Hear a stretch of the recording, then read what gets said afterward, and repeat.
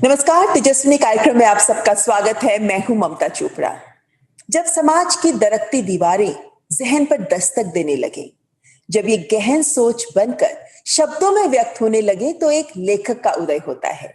और जब एक लेखक की कलम की ताकत लोगों को सोचने पर विवश कर दे, तो मिलती है वो पहचान जो हमारी आज की तेजस्विनी को मिली, जो मैथिली भाषा की जानी मानी लेखिका है, जिन्होंने अपने लेखन और अपनी रचनाओं के जरिए सामाजिक विषमताओं को उजागर किया और जिनकी लेखनी और मैथिली भाषा में साहित्य को योगदान के लिए ही प्रतिष्ठित साहित्य अकादमी पुरस्कार से भी नवाजा गया। ललित नारायण मिश्रा विश्वविद्यालय में मैथिली विभाग की पूर्व विभागाध्यक्ष और साहित्य अकादमी पुरस्कार से सम्मानित मैथिली लेखिका डॉक्टर वीणा ठाकुर हैं हमारी आज की तेजस्विनी। साहित्य सृजन समर्पण मांगता है, तपस्या मांगता है, जीवन के एहसास की गहन अनुभूति मांगता है। इसी साहित्य अध्ययन और सृजन को अपने जीवन के 45 साल समर्पित कर चुकी हैं डॉक्टर वीणा ठाकुर, जो मैथिली भाषा की साहित्यकार हैं, जिन्होंने मैथिली साहित्य में अपनी रचनाओं के जरिए अहम योगदान दिया है। शादी के बाद ग्रेजुएशन और पोस्ट ग्रेजुएशन ही नहीं, PhD भी की।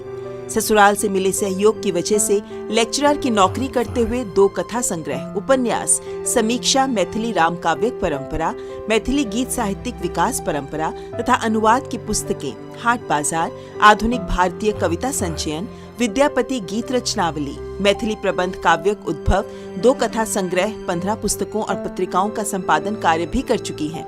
मैथिली रिसर्च जर्नल की संपादक और बिरला फाउंडेशन की मैथिली भाषा समिति की संयोजिका की जिम्मेदारी निभा रही प्रोफेसर वीणा ठाकुर ललित नारायण विश्वविद्यालय में मैथिली विभाग की विभागाध्यक्ष रह चुकी हैं। अपने लेखन से जीवन के संघर्ष, ग्रामीण परिवेश और आधुनिकता के बीच के द्वंद्व, परंपरा, साहित्य और संस्कृति को चित्रित करती वीणा जी को 12 कथाओं के उत्कृष्ट कथा संग्रह परिणीता के लिए साहित्य अकादमी पुरस्कार से सम्मानित किया गया। बचपन से ही पठन पाठन में रुचि थी। 5वीं कक्षा में तुलसीदास की रामचरितमानस पढ़ डाली। पढ़ने की ऐसी ललक कि 6ठी कक्षा में पैसे चुराकर विमल मित्र का उपन्यास खरीद कर पढ़ा। मैथिली साहित्य के इतिहास को लिखने की इच्छा रखने वाली मैथिली की जानी मानी साहित्यकार डॉक्टर वीणा ठाकुर हैं हमारी आज की तेजस्विनी। वीणा जी, बहुत बहुत स्वागत है आपका कार्यक्रम तेजस्विनी में। नमस्कार, आपने मुझे ये अवसर दिया। ये हमारी खुशनसीबी है वीणा जी। शुरुआत इस बात से करना चाहूंगी क्योंकि एक पाठक के तौर पर अगर मैं आपकी रचनाओं को देखती हूँ, पढ़ती हूँ, तो मैं पाती हूँ कि उसमें बिहार की मिट्टी की सौंधी खुशबू भी देखने को मिलती है, ग्रामीण परिवेश के रंग भी देखने को मिलते हैं, मानवीय संवेदनाओं के ताने बाने भी मिलते हैं। आप एक लेखक के तौर पर अपनी रचनाओं को कैसे परिभाषित करती हैं? देखिए, कोई लेखक जहाँ उसकी परवरिश हुई रहती है, उसका संस्कार भी वैसा ही रहता है। स्वाभाविक है कि रचना में उसका परिवेश, वातावरण ये आएगा ही। लेखक लिखता तो है, लेकिन वह लिखने के क्रम में स्वयं को भी प्रतिबिंबित करता है। उसमें लेखक का चरित्र भी उसमें प्रतिबिंबित होता है। इसलिए स्वाभाविक है कि मैं बिहार में हूँ, ग्रामीण वातावरण में रही हुई हूँ, पालित पोषित हुई हूँ, तो ग्रामीण वातावरण तो आना स्वाभाविक ही है जी, आएगा ही। हाँ, वीणा जी, आपके कथा संग्रह है परिणीता से शुरुआत करती हूँ, आगे बात को बढ़ाती हूँ क्योंकि ये कथा संग्रह एक विश्लेषणात्मक रचना है। लेकिन क्या मूल भाव है, क्या विशेषता है इस कथा संग्रह की जिसके लिए आपको साहित्य अकादमी का पुरस्कार मिला? कैसे पाठक इसकी ओर आकर्षित हो रहे हैं? देखिए, अपनी रचना की प्रशंसा करना हमारे भारतीय परंपरा में है, लेकिन ये अवसर है, मुझे तो कहना ही है, और ये एक परंपरा के रूप में स्थापित भी हो गया है। लेखक बोलते हैं अपनी रचना के लिए, जब जब कोई ऐसी बात, कोई ऐसी घटना हुई है, तो उसने मुझे लिखने के लिए प्रेरित किया है। ये परिणीता कथा संग्रह, जिसके लिए मुझे साहित्य अकादमी पुरस्कार मिला, भारत की सर्वोच्च साहित्यिक संस्था है अकादमी पुरस्कार, और अकादमी पुरस्कार मिलना बहुत बड़े भाग्य की बात है। बिल्कुल। वो मुझे मिला तो परिणीता कथा संग्रह में मात्र 12 कथा है इसमें संकलित, और उसकी सारी कथाएं हमारे जीवन का जो विभिन्न क्षेत्र है, उस क्षेत्र के जो विभिन्न पात्र हैं, वही पात्र उसके मुख्य केंद्र में रहे हैं। और सारी समस्याएं अभी के युग में जितनी समस्याएं हैं, चाहे एक बूढ़े व्यक्ति की समस्या हो, एक सेवानिवृत्त व्यक्ति की समस्या हो, या एक विदेश में अमेरिका जैसे बड़े देशों में बसने वाले भारतीय जो वहाँ हीन भावना से ग्रसित हो जाते हैं, उनकी समस्या हो, या एक कामकाजी महिला जो काम करते करते करती है, अपना पूरा जीवन वो मतलब अर्पित कर देती है परिवार को चलाने के लिए, लेकिन अंत में उससे मिलता क्या है? अपमान, लांछना। इन्हीं सब बिंदुओं को लिख के केंद्र में रख करके सारी कथाएं रचित हुई हैं। यानी मीना जी कुछ नहीं ऐसी था, कहानियां हैं ये एक जिनसे संयोग पाठक भी अपने आप को आइडेंटिफाई कर पाता है, अपनी कहानी समझ के कहीं ना कहीं उसको अच्छा लगता होगा कि कहानियां उसकी जीवनी को भी कहीं ना कहीं रेखांकित कर रही हैं। लेकिन वीना जी, चूंकि आप ग्रामीण अंचल से आती हैं और देखें तो सुदूर क्षेत्रों की बात करें, छोटे शहरों की बात करें, गांवों की बात करें, तो वो दौर था जब लड़कियों की पढ़ाई में ज्यादा रुचि नहीं होती थी, लड़कियों की शादी भी जल्दी कर दी जाती थी। तो आपके साहित्य की ओर रुचि कैसे हुई? कैसा माहौल आपके घर में था? देखिए, मेरे पिताजी, मैं बिहार के एक मधुबनी जिला के एक छोटे से गांव भवानीपुर में मेरा जन्म हुआ, और मेरे पिता सहरसा कॉलेज, मतलब कोसी एरिया है वो, वहाँ अर्थशास्त्र के प्रोफेसर थे। हमारे समय में लड़कियों के पढ़ाई पर अधिक ध्यान नहीं दिया जाता था, और मेरे पिता बहुत अनुशासन प्रिय थे। मेरी स्कूलिंग हुई मिशन स्कूल में। ये मिशनरी स्कूल का अनुशासन और पिता की जीवन शैली, वो मेरे लिए बहुत प्रेरक रहा। और एक बात आपको बहुत मनोरंजक बात मैं बताती हूँ। मेरे पिताजी को पढ़ने का बहुत शौक था, उपन्यास। और जब मैं वर्ग 5 में पढ़ती थी, क्लास 5 में, तो विमल मित्र की लिखी हुई एक उपन्यास है, दो भागों में, खरीदी कौड़ियों के मूल, और वो मैंने उनसे छिप करके पढ़ा था। अच्छा। जो मुझे अभी भी हंसी आती है कि मैं कैसे 2 वॉल्यूम 5 साल का बच्चा चुरा करके घर में पढ़ रहा है। तो वो मेरा पढ़ना था। और हम लोगों का संयुक्त परिवार था। मेरे दादा भी स्कूल में टीचर थे। मेरे दादाजी 4 भाई थे, और मेरी एक दादी रामायण पाठ करती थी दिन में। अच्छा। घर की बहुएं, बेटियां, नौकर चाकर सब रामायण सुनते थे। तो वही सुनने के क्रम में मैं क्लास 6 में तुलसीदास की लिखी हुई रामचरितमानस पूरा पढ़ गई थी। वहीं से मुझे लगता है कि शायद साहित्यिक रुचि मेरी वहीं पर में जागृत हुई। पढ़ना मैंने जारी रखा, और चूंकि घर के लोग भी मुझे बहुत मतलब सहयोग मिला उनका, तो मैं एमए पास की, कॉलेज में मैं भी पढ़ाने लगी। और लेकिन उसी क्रम आपकी में शादी तो बहुत छोटी उम्र में हो गई थी ना वीना जी, तो शादी के बाद आपने पढ़ाई जारी रखी? मेरी शादी 15 साल में ही हुई। अभी तो लोगों को आश्चर्य लगेगा सुन करके। 15 साल में मेरी शादी हुई, और एक मैथिली की प्रतिष्ठित पत्रिका थी उस समय में, मिथिला मिहिर, मैंने उसी में लिखना शुरू किया। तो कौन सी उम्र मेरी थी जब आलोचना आपने अपनी पहली रचना तैयार की? कौन सी उम्र थी? कितने साल की थी आप तब? 19-20 साल में मेरी रचना बहुत सारी प्रकाशित हो गई थी। लेकिन चूंकि मैं टीचिंग जॉब में खुद आ गई, 23 साल में मैं कॉलेज में पढ़ाने लगी, और चूंकि मैं बहुत बड़े बड़े लेखकों को पढ़ चुकी थी, कथाएं मैं डायरी में छिपा करके रखती थी, किसी को दिखाती नहीं थी। उसे मैंने प्रकाशित नहीं किया, संकोच बस, कि लगता नहीं था उतना, आयु भी कम थी, तो उतना कॉन्फिडेंस भी नहीं था। तो फिर बाद में तो चूंकि मैं कॉलेज में पढ़ाने लगी तो स्वाभाविक है कि कोई टीचर जो रहता है वो पहले आलोचक होता है। मेरी 5-6 किताबें आलोचना की प्रकाशित हो गई थी। तब मैंने कथा संग्रह प्रकाशित किया परिणीता। और आपको मैं बताऊं कि उसमें एक कथा है स्पृहा, और स्पृहा कथा मेरी पहली कथा थी जो मैंने डायरी से निकाल करके उसको छपवाया। अच्छा। तो, तो और यही कथा थी।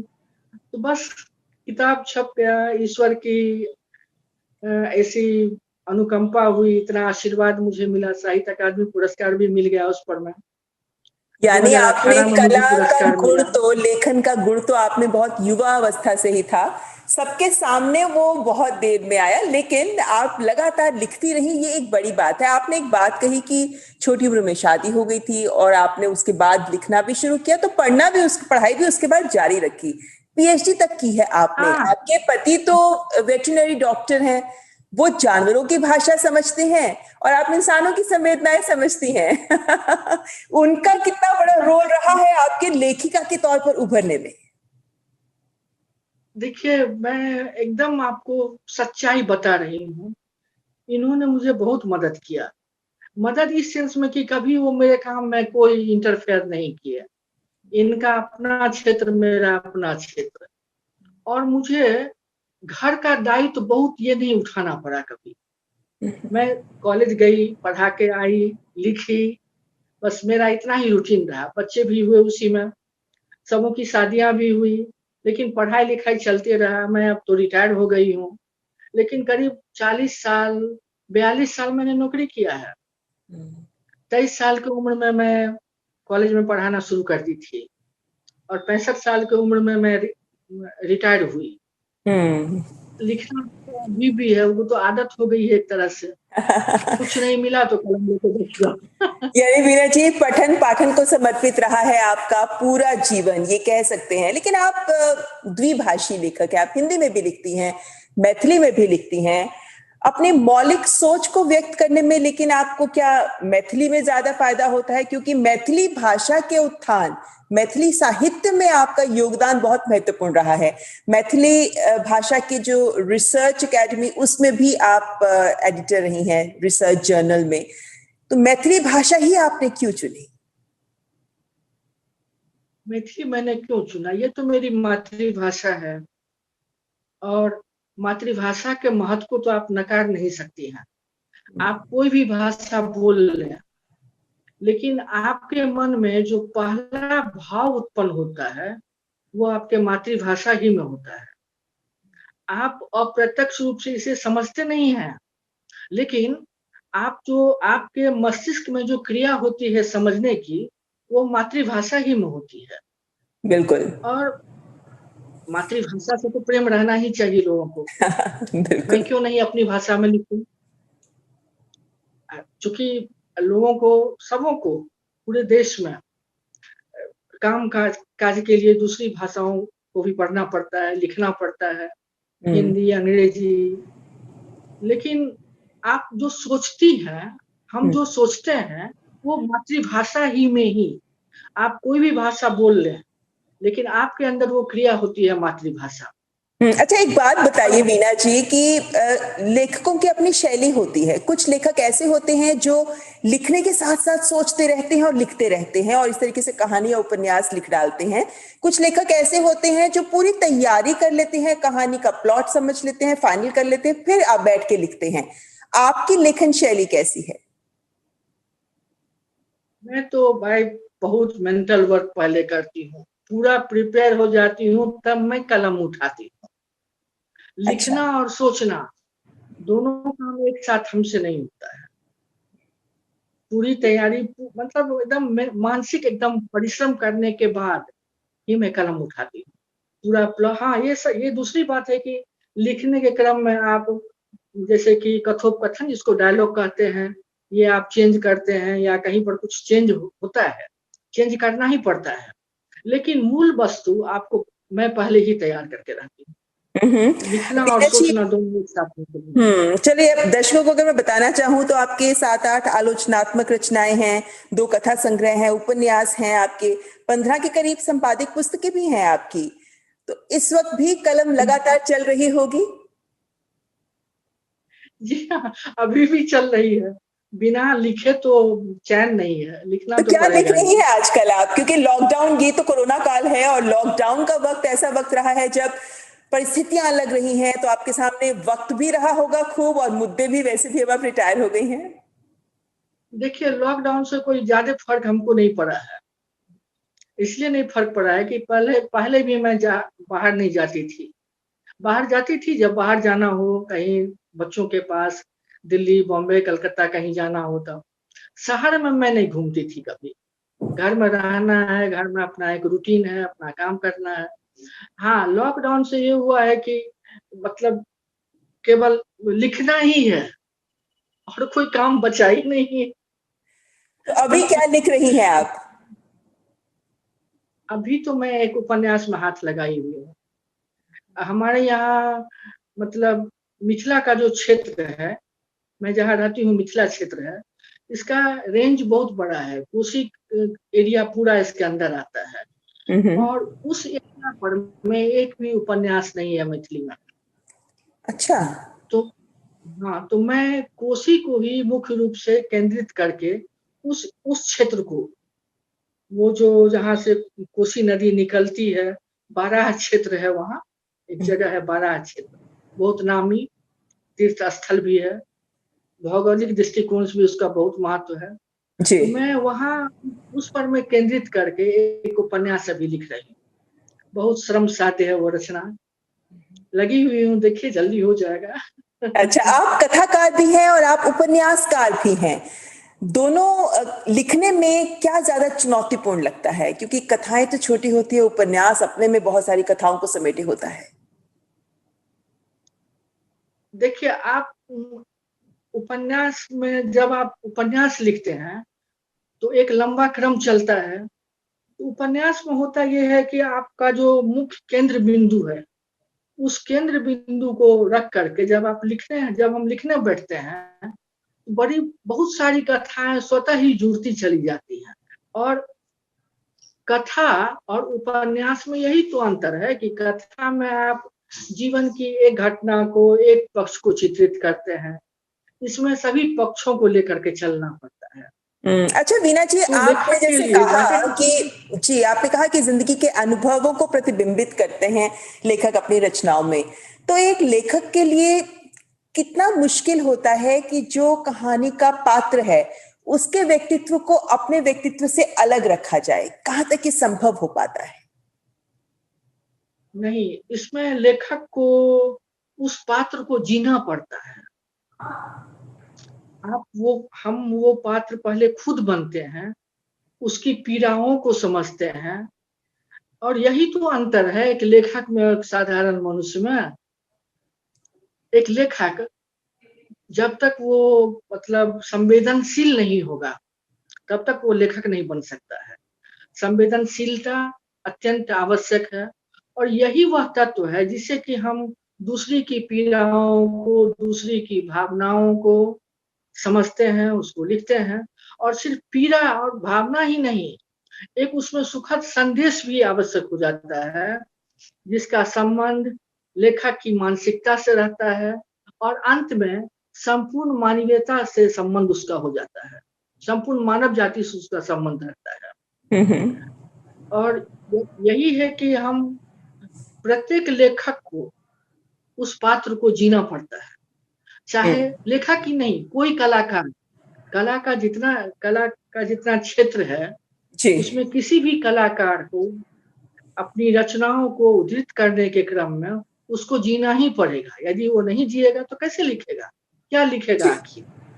तो ऐसे में चलिए, आप की रचनाओं में भी हम कई विविधताएं, कई तरह के पात्रों को देखते रहते हैं, लेकिन आप जो उपन्यास लिख रही हैं उसका भी इंतजार रहेगा कि वो पूरा हो और पब्लिश भी हो।